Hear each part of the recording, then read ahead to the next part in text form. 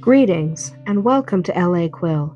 Today we're diving into part 2 of chapter 18 of Arianna's tale.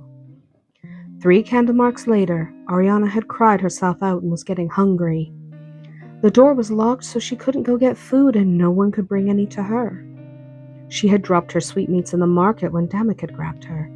She was furious with him for treating her this way, like a prisoner. She had conveniently forgotten that she was, in all actuality, his slave.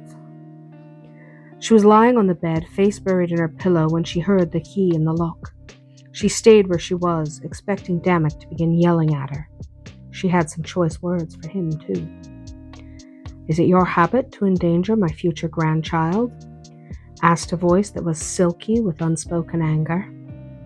Arianna sat up to see the Emperor standing at the foot of the bed. She hadn't expected this man, of all people, to make an appearance. "But how did you have a master key?" he replied. "It will open any door in the palace, including the door to my son's bedchamber." He looked her over carefully. She had obviously been crying, but even with red eyes and tear-stained cheeks, she was lovely. "Now tell me why you left the safety of my palace." She moved back against the pillows, her back even more sore than it had been. "I just wanted to go shopping," she wailed, bursting into tears all over again. She buried her face in her hands. Rockin raised an eyebrow. All of this because she wanted to go shopping. He knew that women enjoyed shopping, especially when they were spending money that wasn't their own. But this was ridiculous. It was obviously the babe making her so weepy. If it wasn't, well, he certainly couldn't stand to be around a woman who was weepy all the time. It was becoming obvious that his taste in women was drastically different than his son's. He came around to the side of the bed and placed a hand on her elbow to get her attention. She looked at him, beginning to hiccup. "It is almost time for dinner. Your slave girl is in the outer chamber. She will help you dress and fix your hair. I will await you outside." He rose to leave. Arianna hiccuped again. But Damuk." The Emperor turned back to her. "Damuk is not here. He rode out as he always does when he's angry. He will probably not be back tonight." The Emperor exited the room, and a few moments later Gemma entered. Within moments, Arianna was dressed and ready for dinner. It always amazed her how quickly Gemma could work miracles. No one would be able to tell that Arianna had been crying. She slowly exited the bedchamber, not really looking forward to dining with the Emperor and his family without Damuk's calming presence. Rockin was sitting before an unlit fireplace. He rose and came to her side, taking her arm. "Now we will go down to dinner and you will tell me about your family." Arianna was shocked.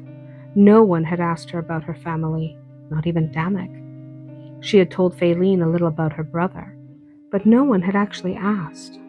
Why, she wondered aloud. He smiled down at her. "Because, my dear, I would very much like it if you were to become my daughter-in-law." With that, he led her to dinner. Arianna climbed into bed, trying to ignore Faylene. The midwife had been lecturing her since she returned from dinner. Arianna still didn't believe she had done anything wrong, so she had not been paying attention. Right now, all she wanted to do was rest. Faylene finally stormed out of the chamber, and Arianna was left alone with her thoughts. Dinner had been interesting. Rockin had asked her to tell him everything she knew about her family, which wasn't much. She knew that Darian was the son of a noble, but she had no idea which one. Neither Darian nor her own mother had ever mentioned the name of Darian's father. She had long suspected Tarius knew who he was, but he hadn't told her either. All Arianna knew for sure was the tale of how Darian's father had rejected her mother when he'd found out that she'd betrayed him with a military man, the man who was her own father. The Emperor had explained something of family law, which was basically the same in both the Republic and the Empire. Since Darian's father had not divorced their mother, at least as far as Arianna knew, prior to Arianna's birth, and he hadn't had her blood markers tested before her first birthday, she was legally his child regardless of who her actual father was. That meant she could legally marry Damuk, since she had noble blood, at least technically. The rules that worked in her favor were designed to protect the children of infidelities, so that these children could not be unjustly disinherited later in life. Unfortunately for her, Arianna had no proof of any kind. She didn't even know the name of the noble or of the man who was her own father. Rockin had told her that he would attempt to find out.